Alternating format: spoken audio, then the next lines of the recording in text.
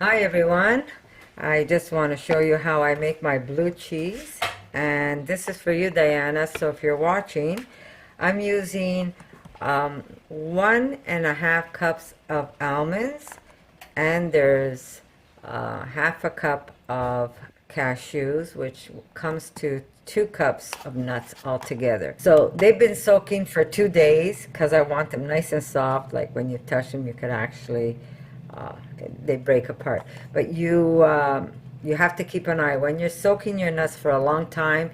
You want to make sure that you change the water, otherwise your nuts are going to go bad. So we're going to start taking these nuts and we're going to put them in a blender. And I don't need to keep that in sight. I'm just going to show you what I put in my blender. Okay, I've got my Vitamix here, and I am going to put my nuts in there.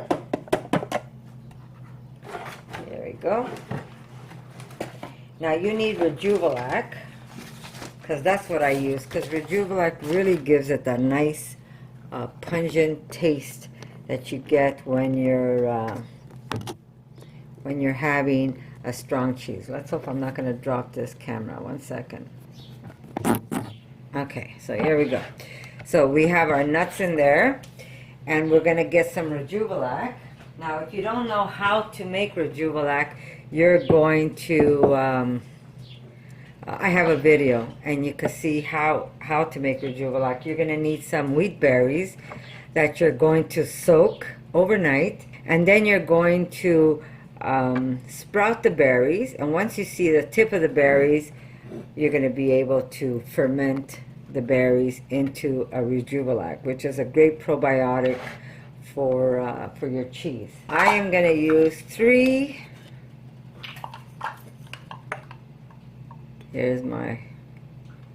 I'm going to use 3 1/8 cups of Rejuvelac into my blender. You add them to your nuts. You're going to need garlic.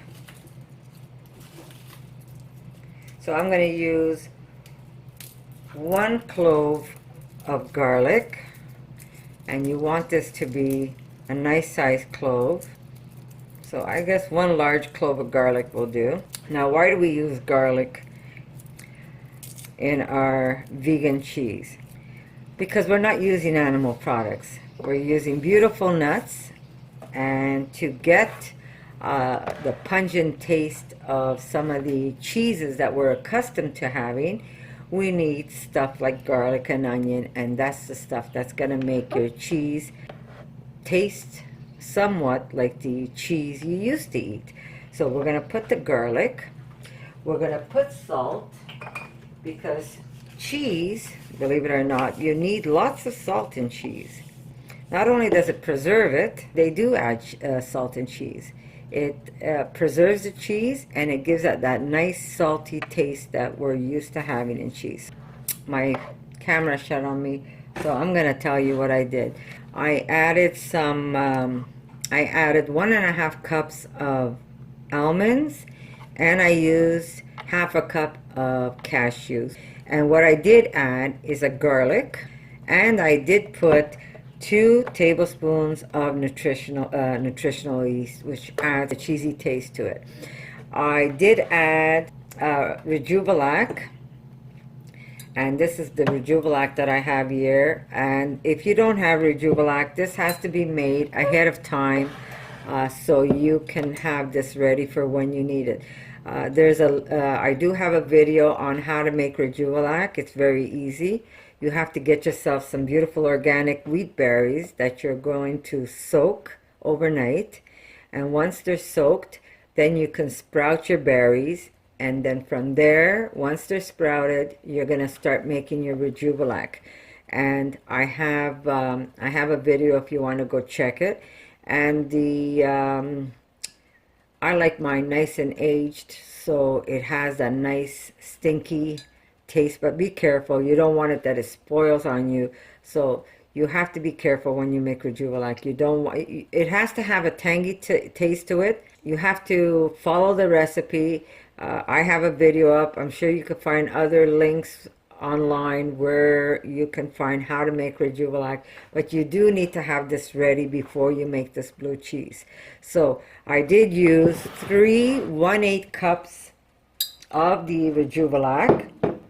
So I put 1.5 cup of almonds, a 1/2 cup of cashews, 3 of these, 1/8 cups of my Rejuvelac, of garlic, which adds to give your cheese a nice pungent taste. I put 2 tablespoons of nutritional yeast, and now I'm going to put some onion, which also adds to that strong aged flavor that we're so accustomed to. So I hope you enjoy this recipe, Diana. I know my family goes crazy for this cheese. And here we go. We're going to add 1 teaspoon dried onion to this mixture. Now you're going to also need some tapioca starch. If you don't have tapioca starch, if you could find some organic corn starch, you could use that. And we're going to add that to our mixture. This is my tapioca that I use, but again, you can use corn if you want. Try and find it organic. And I'm going to use 1, 2 of these. There's what you need. Salt. I forgot to say I did put some salt. Sorry, my camera shut off on me and I was rambling on there for a while till I noticed that it wasn't on. So yes, I did add some salt. I use about a teaspoon of pink Himalayan salt. You can use sea salt if you don't have pink. And now we're going to blend this up. So I'm just going to do this quickly and not make you hear all this noise. I'm sure you're going to appreciate that too. Okay, you know what? I forgot one thing that I put in here, and I put in some coconut oil. Use some refined coconut oil. Geez, how did I forget that? Why? Because I'm trying to do too many things at one time. So I keep mine near the stove, and it always keeps it nice and liquid for me, so I don't have to fight with my coconut oil.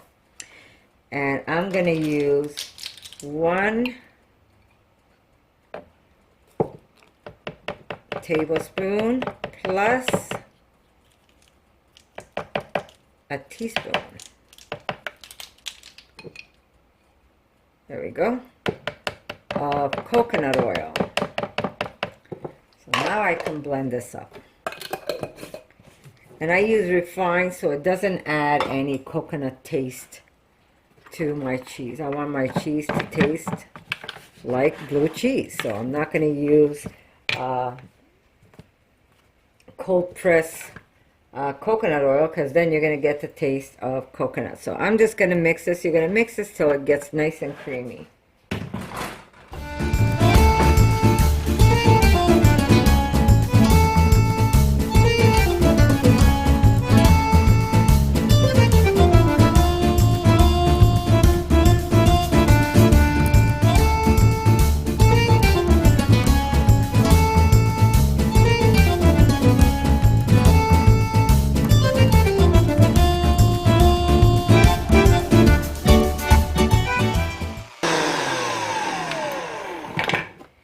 Okay, so I went a little depth there. I'm just going to show you how creamy it got.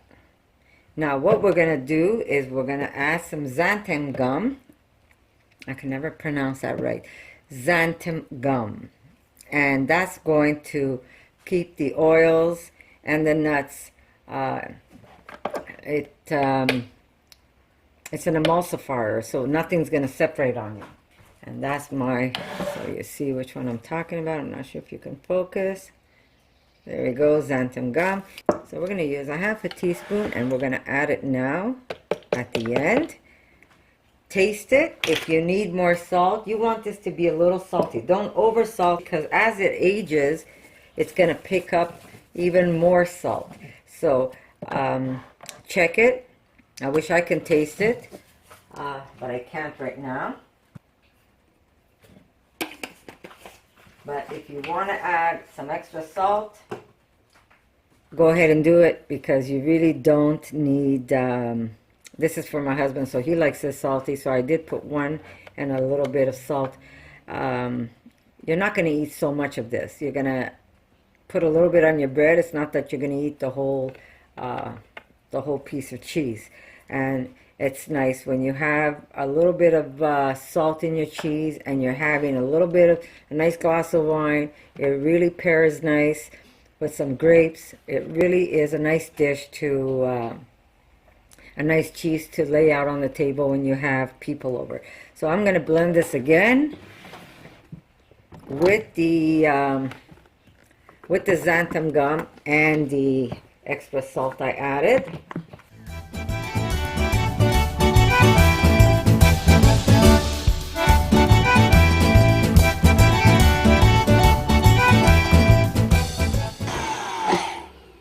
Okay, here we go.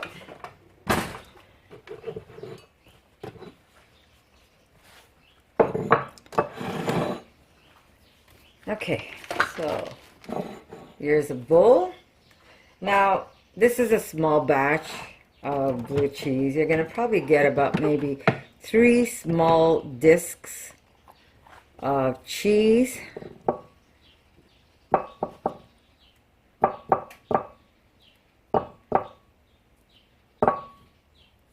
So if you want extra cheese, double the recipe. Geez, I wish I could lick my finger right now. Okay, let's just do this and get a spatula. So when you're making a strong cheese, you have to remember that you need some pungent flavors to make your cheese taste strong. Otherwise, you're just going to have that very mild ricotta taste if you're not going to add those strong flavors. And if you notice, I didn't use any water. I just used the Rejuvelac itself. Now, if you don't have Rejuvelac, you still can make this cheese. You're going to have to replace the Rejuvelac with filtered water.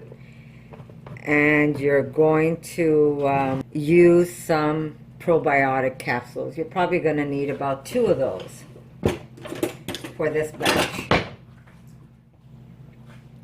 Okay, so like I said, if you don't have Rejuvelac and you're really itching to make this cheese, go ahead, use water instead of Rejuvelac. Use 2 capsules of probiotics. Make sure that it's vegan if you're vegan. Okay, I'm using a double spatula so I don't put my finger in my mouth. I'm almost done, guys. I don't have that much time left on this juice fast. I don't know if I might even stretch it. We'll see how I feel when I get there.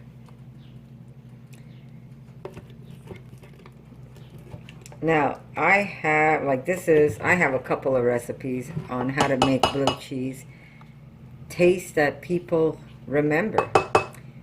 And so far, people that have had my blue cheese can swear it tastes like blue cheese. Now, Vitamix should come out with a system where you can actually unscrew the bottom, because this is a real pain in the butt to get all the cheese from. I love my Vitamix, but to get the cheese out from the bottom, it's always a little challenge. Okay. Keeps closing on me. Alright, so this is as much as I can get out. Okay, so now we have a couple of options. We got to turn this cheese blue. And, I mean, you know, you can let the cheese go bad. It will turn blue on you. But we will do it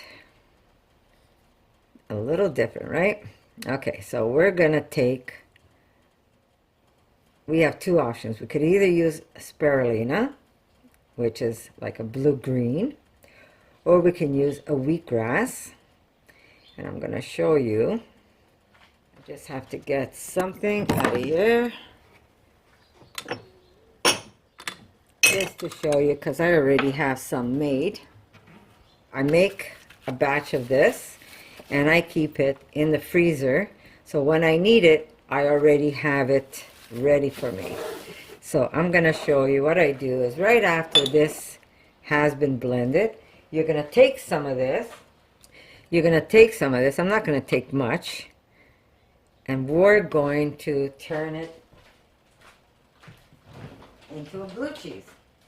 Now, there's some super greens that you could use. Like I said, you could use spirulina, you could use super green grass. This is a nice blend you can use. And if you notice, what does blue cheese taste like? It's very earthy. It has an earthy taste to it. It has a salty. I have to apologize. I'm all over the place. I should be a little more together. Okay, you're going to need some miso paste. So I'm going to use some beautiful white miso. Don't need that much, but then again, you have to taste it and you have to see how far you want to go with it. And we're going to use some of our beautiful wheatgrass. So blue cheese has a very earthy, musky taste to it. It also has a little bit of sweet taste to it, which I'm going to show you what else I do once I'm done with this.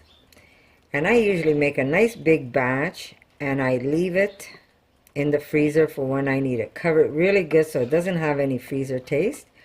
You're going to have this ready for yourself. So when you do make a batch, take as much cheese as you need and make enough that when you make the next batch of cheese, you don't have to go through this procedure. You can just add the blue into your cheese because you already have it made.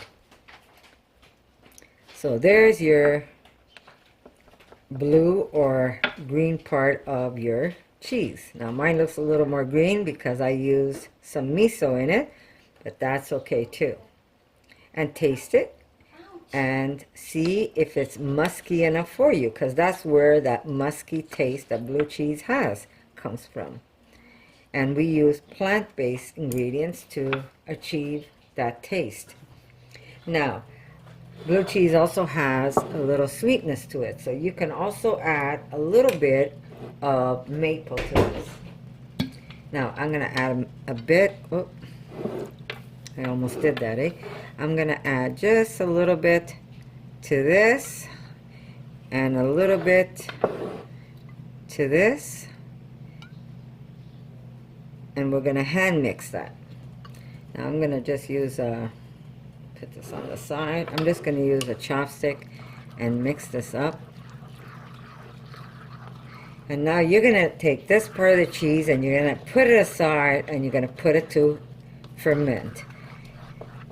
And then you're going to leave it out one day, and then the second day you're going to put this in the refrigerator for another day.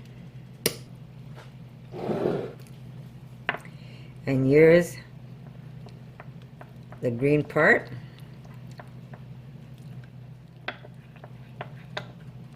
And you're going to have this ready for when you need to make your cheese. So like I said, you want to have this already for your next batch. This batch now you have this, but if you make enough of it, you could actually have this ready for the next batch of cheese you make, where you don't have to start mixing this ingredient for yourself.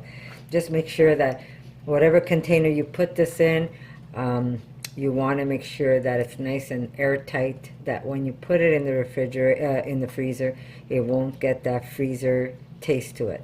So make enough that you're good for at least a couple of batches. And if you want more miso, you don't want it as green, you want it a little more yellow, add more miso to it, and it'll give it that nice taste that you're accustomed to. If you've ever enjoyed having blue cheese. But if you're planning to make this, I'm sure you've had the original blue cheese that was made out of animal products. So it's that easy. This now will go on my counter to ferment for one day, and then it's going to go into the refrigerator, and I'm going to ferment that in the refrigerator and let it firm up for another day. So we're doing 2 days of fermenting, and that's the first process of making this cheese. After that, it's got to age, and that really depends on you. If you can last, ferment it till it gets nice and firm, and if you can't last, well, you're going to end up eating it soft. Okay, cover this up. I cover, but I don't seal it off. Just lightly resting on top. And we're going to put this to the side to ferment. This year I will cover it and add it to the freezer again, because that's where I'm going to keep it. So I'm going to add this mixture to the mixture I already have here.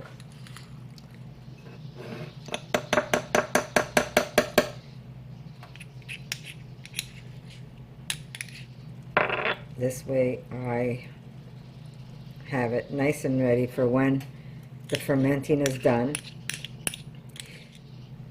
And like I said, when you want to age your cheese, it has to be in a cool place. I have a my garage, which is like a cantina. It's nice and cool there. But if I find it gets too hot, like in the summers, I don't leave it in the cantina because it will spoil on you.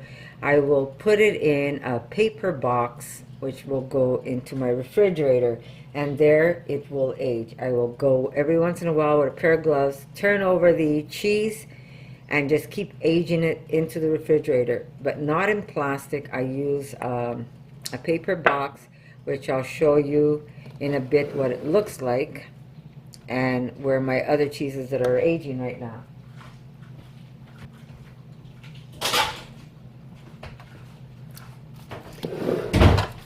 Okay, so here's what I'm talking about. Here's some cheese that I'm aging right now, and I've got the ones that I was showing you, Diane. I think it was one of the videos I showed you that I had some cheese. I wish you can smell this. I had some cheese fermenting, and here the cheese. These cheese are going to be rotated. I mean, I'm not going to touch them right now because I don't want to contaminate them, but they have paper, and it's a paper box, and they do get moved around daily until they firm up. And once they firm up to however you like it. Now, the black pepper, you can eat it fresh, like a goat cheese, but you do want to wait. You don't want to, eat it right away, right after it came out of the dehydrator. But you can eat it fresh, like a goat cheese, or you can wait till it gets nice and firm, where you could actually cut it and hold that piece of cheese right in your fingers. And this is my saffron cheese, still fresh. Again, you can eat it fresh, or you can wait. The longer you wait, the better it gets. Sometimes you just can't. I know a few times I make cheese and my daughter just can't wait to eat it while it firms up, so she'll eat it fresh, spread on bread, which you could do also. But the longer it ages, the better it tastes. So this is where I keep my cheese that I'm aging. You do not want this in plastic because it will cause some kind of, mildew on it, so you don't want to do that. You have to make sure that it's paper box. You could even puncture holes in your paper box, and you have to check it once in a while and make sure that everything is sterile.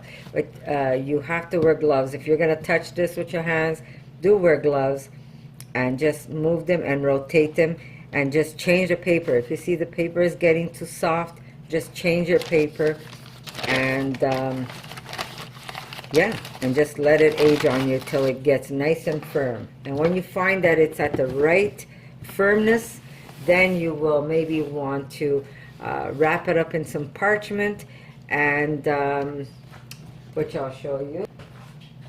There's this one here that I have in plastic.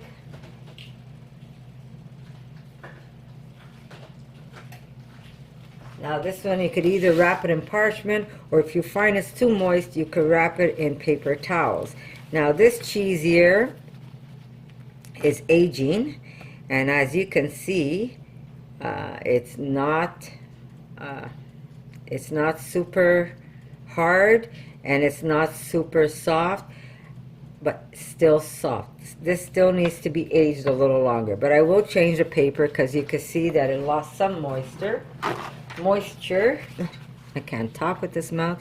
So new paper, wrap it up, and it'll keep taking away the moisture out of your cheese, and you can refrigerate this as is in the refrigerator in the box.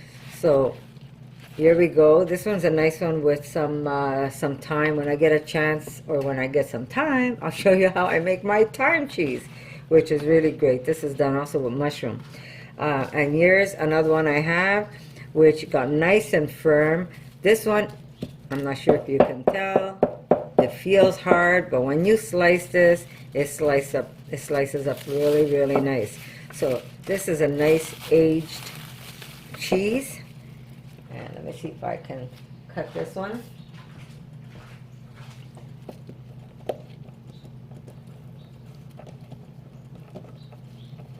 And this is what I mean by nice. It's almost like a Parmigiano. That's how firm this one is.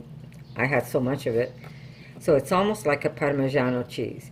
And you could either grate this if you want, or you could just put this on crackers with a nice bottle of wine and some grapes, and you can eat this cheese on some crackers, have some grapes, a nice bottle of wine, and that could be a snack for you and hubby. So, like I said, it depends how aged you want it. You want it soft, you eat it soft. If you want to wait, and if you have patience, you really get a very flavorful cheese. So, that's that. And like this one, we're going to wrap it. When we're ready, we're going to make our blue cheese. For now, it has to ferment, like I said. We're going to ferment 1 day out, and then we're going to mix it one more time, and then we're going to put 1 day in the fridge to firm this up. And from there, it's going to go into a dehydrator. And from that, it goes into my box, and it goes for aging. And then you get aged blue cheese. I think I have a little piece. Nope.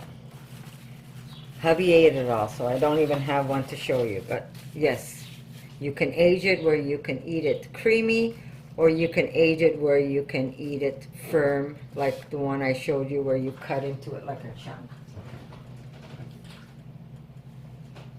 But really, it's up to you. The aging process is up to you, how firm you want it, or how, here, I'll show you this one. This one is not as firm as the other one. You see? You might want it like this. Now, this is the one that I make, with the thyme. So it's still soft inside, but still firm. Almost like the blue cheese that you're accustomed to eating. So this is the type of firmness you want for your blue cheese. But this is a whole different recipe, and like I said, I'm going to show you how to make this another day. For now, we're going to just stick with this cheese, and I'll get back to you when it's time to put it together. So I'll see you in a bit.